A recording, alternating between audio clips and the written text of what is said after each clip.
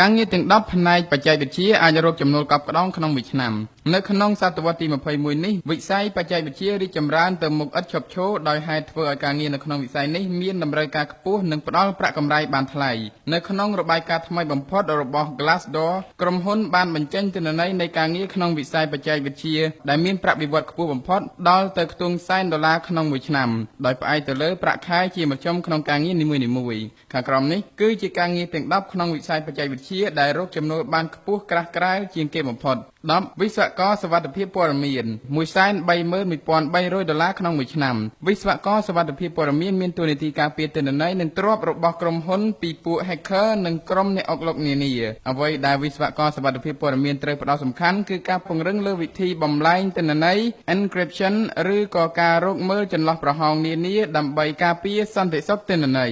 9វិស្វករអភិវឌ្ឍកម្មវិធី$137,400ក្នុងមួយឆ្នាំវិស្វករអភិវឌ្ឍកម្មវិធីគឺជាអ្នកជំនាញដែលតាក់ទងនឹងផ្នែកសរសេរកូដហើយត្រូវធ្វើការរហ័ស8ស្ថាបត្យករសហគ្រាស$144,400ក្នុងមួយឆ្នាំស្ថាបត្យករសហគ្រាសបង្កើតគម្រោងនិងទិសដៅការងារសម្រាប់ការមើលថែទាំ server software និងទ្រព្យនានារបស់ក្រុមហ៊ុនដែលតាក់ទងនឹងផ្នែកព័ត៌មានវិទ្យានិយាយម្យ៉ាងទៀតស្ថាបត្យករក្នុងសហគ្រាសគឺជាអ្នករៀបយុទ្ធសាស្ត្រផ្នែកព័ត៌មានវិទ្យា7អ្នកគ្រប់គ្រងកម្មវិធី$145,000ក្នុងមួយឆ្នាំអ្នកគ្រប់គ្រងកម្មវិធីមានតួនាទីពិនិត្យតាមដានគម្រោងនានារបស់ក្រុមហ៊ុនធ្វើតេស្តលើកូដគ្រោងទុកផលចេញពីផលិតផលនិងឃ្លាំមើលដំណើរការអភិវឌ្ឍ6ស្ថាបត្យកម្មកម្មវិធី software $145,400ក្នុងមួយឆ្នាំស្ថាបត្យករកម្មវិធី software មានតួនាទីក្នុងការរៀបចំគម្រោងនិងដំណើរការក្នុងការបង្កើតកម្មវិធីដែលត្រូវរៀបចំផ្នែកឲ្យអ្នកសរសេរកូដដទៃទៀតសម្រេចបានតាមផែនការហើយខ្លួនក៏ត្រូវចូលរួមជាអ្នកបច្ចេកទេសក្នុងរឿងនេះដែរ5ស្ថាបត្យករកម្មវិធី app $149,000ក្នុងមួយឆ្នាំស្ថាបត្យករកម្មវិធី app ជាអ្នកជ្រើសរើសយុទ្ធសាស្ត្រសម្រាប់បង្កើតកម្មវិធីនៅក្នុងក្រុមហ៊ុនថាតើគេត្រូវប្រើ tool ដែលមានស្រាប់ឬមួយក៏យ៉ាងណានិងផ្នែកមួយទៀតអាចបង្កើតជាកម្មវិធីគំរូ Phototype សម្រាប់ការអភិវឌ្ឍកម្មវិធីនាថ្ងៃមុខ4វិស្វករហេដ្ឋារចនាសម្ព័ន្ធ